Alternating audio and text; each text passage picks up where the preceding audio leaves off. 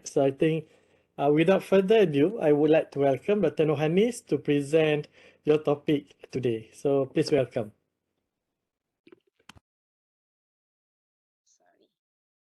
Okay, thank you, Dr. Saiful. Assalamualaikum and good afternoon to all participants and also my respected co-presenter, Dr. Fong. I'm Hanis from University Science Malaysia, and today I'm presenting our study findings on enablers and barriers to online learning among medical students during COVID-19 pandemic, an explanatory mixed method study. Ever since the invention of internet in 1983, the online learning has evolved so much from the beginning of year of 2000.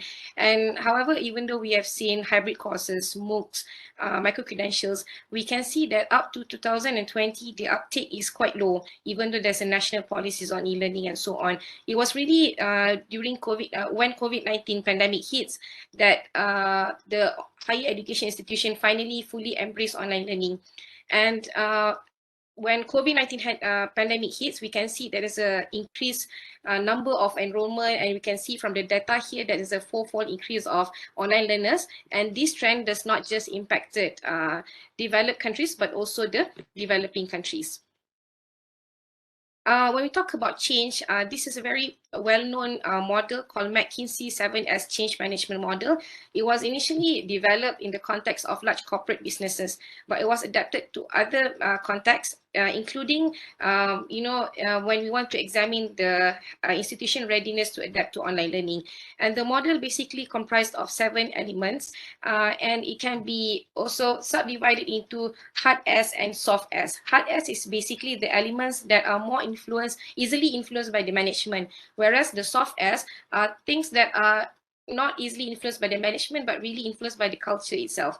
So here, I'll just briefly introduce the first element is structure, strategy, style, and moving on to the soft S is staff and skills. Okay, so focusing on the skills, when you talk about skills in the change to online learning, it is not just the management team skills, but also to concerning to other parties that are really relevant. For example, in the context of online learning, the IT staff skills, and also very importantly, the receiver end is the student skills. And next, we have system. System is basically the any formal or informal procedures that supports the strategies or the change. So in this context, we are talking about technology, the internet, and the IT support. Last but not least, we also have shared values. Okay, and I'm sure that everyone here realized that for the past 3 years, there has been a steep increase in the number of literature on online learning, as denoted by the search findings here. I'm using such a generic search term, but just to illustrate, there's this increased steep. However, if we look, a lot of this research actually talk about how institutions adapt to online learning, or strategies, or what kind of platforms do they use. Not much articles or publications discuss on the students' ends, like how the students, acceptance, or whether they face struggles and so on. And if I try to use a very generic search term here, I can, in contrast to the first graph that has thousands of papers, here it was not even 150. And this was echoed by one of the BME reviews that found that very minimal publications discussing on the students' readiness. When we talk about the students component, students as actually the important receiver or component of online learning, we cannot run away from self-regulations. Even in the conventional face-to-face learning, self-regulation has been shown to predict or link to academic success. This is because in self-regulated students hold responsibility for their learning. And in the online learning, we could imagine that the role of self-regulation has become even more pronounced, even more important. This is because in online learning, the students have moved from the protected, standardized environment in the lecture hall to their own home, where the instructor presence are lower. So the role of self-regulation, we believe, is very important and need to be examined as well. So that led to our conceptual framework, where we would like to examine some components that are more important from the students' end, that is the skills and systems, and also the self-regulation that leads to, that influence students' online learning experience. And how do we study this? Is through several research questions. The first part is we would like to see what are the types of internet connectivity that students have, their learning device, and what type, how do they perceive support in online learning. Second is we would like to examine students' accessibility and familiarity with the online learning platforms that were commonly used during online learning. And thirdly, we'd like to examine any significant association between demographic and self-regulations in online learning. Because we do not want to miss other important enablers in online learning apart from skills and system. We also would like to explore other enablers and barriers to online learning at home among medical students during COVID-19 pandemic. Okay, so I'm sure that at this stage, everybody will realize that it is impossible to capture those with just one quantitative approach, and we have to use a mixed method approach. And of course, there's several design of mixed method studies, and we felt that in this case, we are better off to use explanatory mixed method studies, where we start off with the cross-sectional studies to explore the first 3 research questions, and follow up by the qualitative phenomenological study to explain, findings from our research question, to explore unmentioned or not unmentioned, to explore other components that were not captured in the first 3 questions. And this design is also double-pronged, is because on top of just explaining the quantitative components, this sequential design also help us to identify suitable participants. Because we are using purposive sampling, we would like to get a maximum variation of experience, and this is how the explanatory sequential mixed method design help us to do so. In terms of study site, we conducted the study in University Science Malaysia Health Campus. And prior to COVID, just to give some context, the teaching was done fully on site. And during the data collection, it was done in November to December 2020. At that time, only the final year were allowed to return to campus. So the rest of the batches were at home. And so the sampling frame was just the year 1 to year 4. And we calculated sample size for each of the objective, and taking into account non-response rate, the the sample size for the quantitative component was 266, and for the qualitative component, we were guided by saturations, but based on several factors, we estimated that around 10 to 25 interviews will be needed to achieve saturations. We also received ethical clearance from the USM. So what instruments did we use for the cross-sectional study? The first part was really the socio-demographic questions, but it was quite a lot because we do not just want to examine the year, gender, results, and so on, but we'd like to see the area of residence, whether they how many siblings they have at home, and whether do they have a learning space at home. And then we ask about the type of internet connections that they have at home, the speed, and the impact of online learning to their internet usage. And then we also ask about the learning device and the ownership of the device, and the support that they receive at home, and the desired support that they think should be there for online learning. For the second part, is regarding the online learning platforms. We basically list down 15 online platforms that were used in teaching in ESM, and we asked them to rate these platforms based on 2 Likert scale, whether it was very slow to access to very quick to access, and very difficult to use to very easy to use. For the third part, to examine the level of self-regulation, we use a validated questionnaire called online self-regulated learning questionnaire, and it basically examines 6 subdomains, which were goal setting, task strategies, time management, environment structuring, help seeking, and self-evaluations. So the participants were asked to rate the questions, 24 questions, based on the 5-point Likert response. And basically the scores were interpreted through mean. The higher the means, basically the higher the level of the self-regulation or the subdomain of self-regulation. Okay, and it has been piloted and validated. For the, so basically after the, during the cross-sectional studies, we disseminated the questionnaires through Google Form because they were at home, and we used convenience sampling, and we, as an incentive, we gave them an options to learn about their OSLQ score, and basically there was no monetary incentive given. And for the phenomenology study, we through semi-structured in-depth interview, we use open-ended interview protocol that was piloted first. And basically, we asked 3 questions. How was your experience with online learning at home? How did online learning at home help or not helping your study? And in what way you feel that online learning at home could improve? So basically, we pulled the participants from students who volunteered in the quantitative data collection. So the interviews was conducted by myself, and it was transcribed verbatim. Everybody was assigned a pseudonym to ensure confidentiality, and they received 20 ringgit because they spent like 1 hour for the interview. So in terms of data analysis, for the first 2 research questions, I used descriptive statistics to test the significant association of self-regulation and relevant demographics. We use either independent t-test or one-way ANOVA, depending on the types of demographic. And for the qualitative component, we analyze the results using thematic analysis. And to increase the trustworthiness of the findings, we use code-recode procedure, we use analyst triangulation and data sources triangulation with the quantitative results. Okay.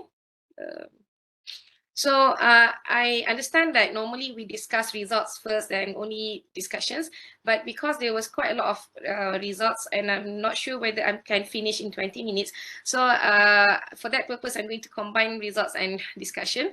And as you can see here, there was a good response rate, and a lot of the demographic corresponded to the actual population demographic distribution, except for those highlighted in red. There were, for example, there were more year 1 students, there were significantly more female students in the sample, and there was very few students who obtained less than 3 pointer. Okay. However, I think a very striking findings here that we found was that 22.5% of our students actually did not have like a learning space at home. This is not even a study room. Only 12% of students have study rooms. A lot of them actually studied in their bedroom, but 22.5% actually studied in an area that is shared with their siblings or in the kitchen or in the other public space.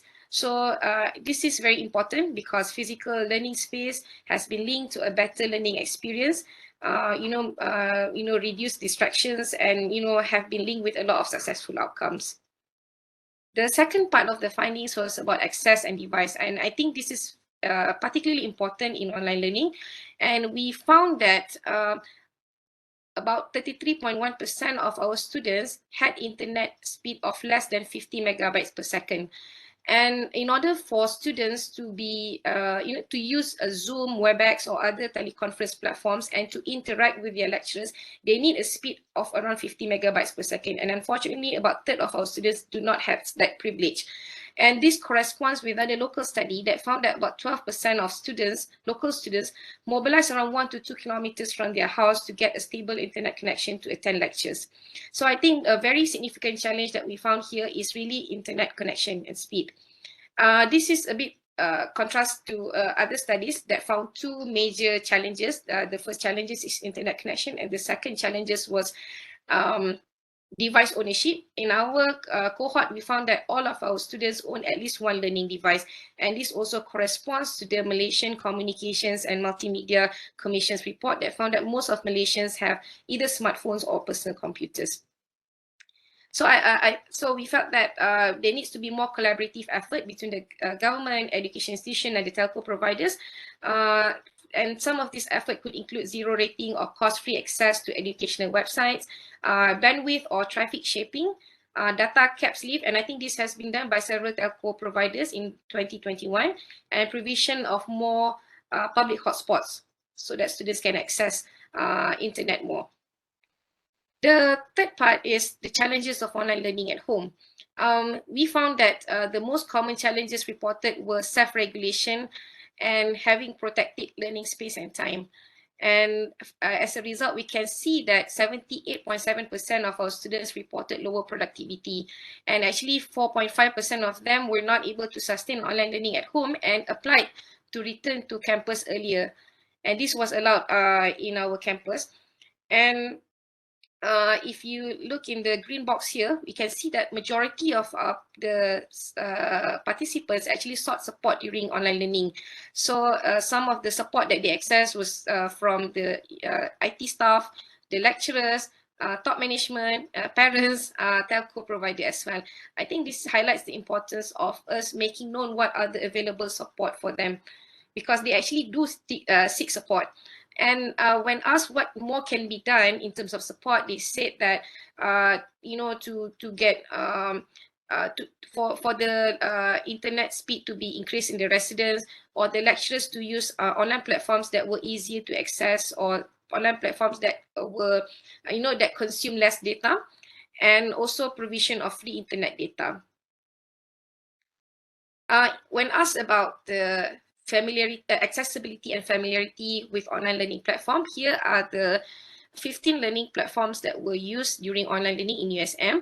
And we found that I think I'll just focus on accessibility, because familiarity really depends on what type of platforms that lecturer use. So in terms of accessibility, we found that the most accessible platform were WhatsApp, Telegram, and YouTube. And the least accessible platform were Zoom, Skype, and also Google Meet. So these highlight messenger applications and YouTube as the most highly perceived platform in online learning in our cohort. And if we refer to the bandwidth immediacy metrics by Daniel Stanford here, we can see that students prefer platforms that belong to the practical immediacy zone, where these platforms were provides interaction but consume less data. So on top of that, because we cannot run away from video in medical courses, we need videos, but they prefer videos that consume less data. This is because a lot of them struggles with internet speed. So I think this highlight is a synchronous approach as one of valuable teaching strategies that we should not ignore to promote greater social inclusivity of our learners. All right, so moving on to the self-regulation, the bar chart here basically shows that when we examine year 1 to year 4, in all of the components, most groups had mean of score between 3 to 4. That's basically means that neutral to agree that they have good self-regulation. So I think there's a room for improvement for this, and there's something that for us to explore why the self-regulation is not high. Okay, and in terms of association, we found that the preclinical students had significantly higher environment structuring, goal setting, help seeking, and overall score as compared to the clinical students.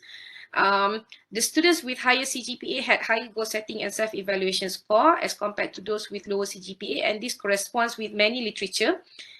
Students with designated learning space were found to have higher goal setting compared to those in the shared space. And however, we found no significant association between self-regulation and gender, funding, broadband, and Wi-Fi speed. And as I mentioned, there's still a room for improvement to promote, support self-regulation. And this is one of a very useful framework on how we can promote student self-regulation on online learning. And what we can do is basically to give conceptual support, where we can help students to understand which information is more important for them to seek. And then in terms of metacognitive support, we can help to design our instructions where they can link the content with the previous knowledge or other content, so that to engage, to assist their engagement in learning. Post-reader support is to guide them on what kind of resource are useful, because there's so many things on the internet, so they can be lost in the sea of information, so we should guide them. And strategic support is, I think, is quite interesting, because sometimes we give assignment and not every students can afford to finish the assignment with their limited capacity of internet or learning space. So perhaps to provide additional options to complete assignment or task. Okay. So moving on to the qualitative components, we had a lot of volunteers, but we achieved saturation after 10 in-depth interview. And as you can see, there's quite a lot of variation in terms of the demographics here. And from the thematic analysis, we found that there were 4 themes of benefit of online learning, 8 themes of disadvantages of online learning. And we found that in terms of enablers, it can be divided into students level, educators level, and institutional levels. And this corresponds with one of the framework by Martin that categorized the themes of online learning research into these 3 levels. Okay, I shall first start with the themes of benefit of online learning. So the most cited theme is time saving. This is a quotation by our international students. So he said that online learning is perfect because he can do so many things in one time. I can join lectures and workshop and and indulge in new hobbies like interior design or yoga or poems. I didn't think it was going to be this great, but now I am enjoying it. Okay, obviously this is one part of the one story of the participants who sailed through this online learning. And I think this is quite unexpected. Like students said that there was more formal session, especially in the face-to-face, there were less structured session in clinical teaching. But when we moved to online teaching, they said that the online learning gave them more theoretical input because it was a designated time and session. Okay.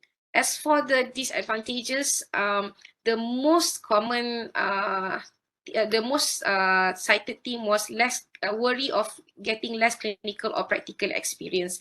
So these students, she was in the 4th year, and she said that our worry is that we will become the online version of medical graduate, lack of experience, lack of communication skills in patient care, because it's not just the same when you club online.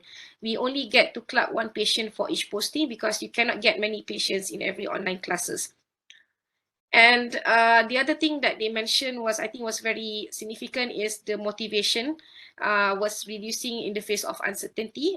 Here, one participant mentioned that once we were allowed to return, but there was sudden restriction of movement order notice close to the return date. So these uncertainties affected our drive to study. Okay. In terms of enablers, as I mentioned, there were 3 levels, and the first part is learners. And in parallel with the quantitative findings, we found that self-regulation is again the most cited themes, and participants mentioned that self-discipline was the most important enablers in self-regulation. They talk a lot about how to maintain focus and how to set achievable goals, seeking help and so on. And one of the experience that they share, that sometimes if they miss something from the online class, they will ask a WhatsApp group. So I think this again highlights the importance of having the practical immediacy zone platforms, where it is accessible to everybody, even though even to the students who had the least internet connection. So that's the platform that they fill out each other's gap. All right, and this is the second cited theme, which is home environment.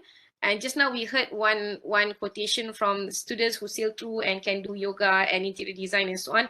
But this is the other side of the story. These students said that I had a lot of distractions at home because my mom is a nanny. She had several babies to mind, and these babies cries during lectures. But she said that at least she has good internet connection, but she has to spend a lot of money to that. So we can see the disparities are, from the student side and how it affects their learning. As for the educators, we had 8 themes, and the most cited themes was educators' presence. So a lot of students mentioned how the educators' presence through webcam, or at least during the asynchronous session through emails and so on, actually helped them to engage. And the other thing that they mentioned, I think was very important, was it is one of the very important enablers was instructional strategies used should have a suitable cognitive load. So one participant said that it's the balance between length and content. The good one will be the shorter class because students can only focus for 30 to 45 minutes. And the other thing that they mentioned is, again, the asynchronous strategies. So this is not just because of internet problems, So students with who drop out during the WebEx session because of poor internet can watch the recorded session. And the other thing is because we have international students and they were in their countries. So like one of our international students mentioned, most classes started at 8 a.m. So I have to wake up at 2 a.m. here. So I think this is one of the advantage, at least to have a recorded lectures to offer alongside synchronous deliveries. Very important enablers is also the institutional enablers, and themes mentioned include institutions should give access to students to relevant website, provide good internet and resources for educators. For example, here they mentioned that university should give wireless microphones to lectures because sometimes they do demonstrations and the audio quality was very poor. And the other thing is equity policy for disadvantaged students. So what they mentioned is that some of them can only learn in campus because of some of our area just not reached by internet at all. So the only way to do online learning is to getting back to campus. And thank God that this has been done by the campus, where they allow students to return to the campus if they have any justification. To put everything together, this is the conceptual model of online learning for medical curriculum. And as you can see here, that there's a benefit and disadvantages for us to weigh, but there's enablers that we can consider at the learners, educators, and institutional level. And in terms of limitation of the study, I think sampling is the main thing is non-probability sampling. So it's limited in terms of generalizability. And sample was more skewed to the year 1 students who had no prior experience of face-to-face in the campus. As for future direction, I think there needs to be more research on or more works on faculty development on online pedagogy. What we are doing now is that getting lecturers to teach in front of the computers, but we also have to acknowledge there's certain pedagogies that needs to be addressed, for example, cognitive load, and so on. So and on top of that, because students are more at home, we should also discuss with lecturers how we can facilitate learning rather than just facilitate teaching. We should also examine the impact of online learning, especially to clinical performance. There was no difference has been shown in terms of knowledge acquisition, but so far we should also study about the clinical skills acquisition and so on. And how can, this is I think a missed opportunity, how can we collaborate with other higher institutions? Because now that everybody is online, how can we make advantage of this so that everybody get a better resource? And this highlight the readiness of higher education institution for another emergency response. Okay, and very important, I think what we highlight is that in the future there needs to be more equity policy because we know that the same technology can have quite different results when introduced to different students or different contexts. So how do we move our resource to promote more digital inclusion? So the conclusion here is that the major thing that we found here, the issues or the challenges here is poor internet connection and inconducive home environment.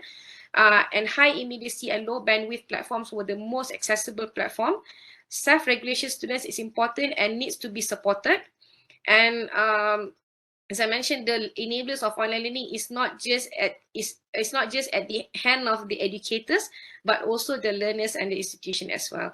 I would like to deliver my special thanks to Professor Datuk Sukari as he guided me through the study. And this is the link to our full paper. Thank you so much.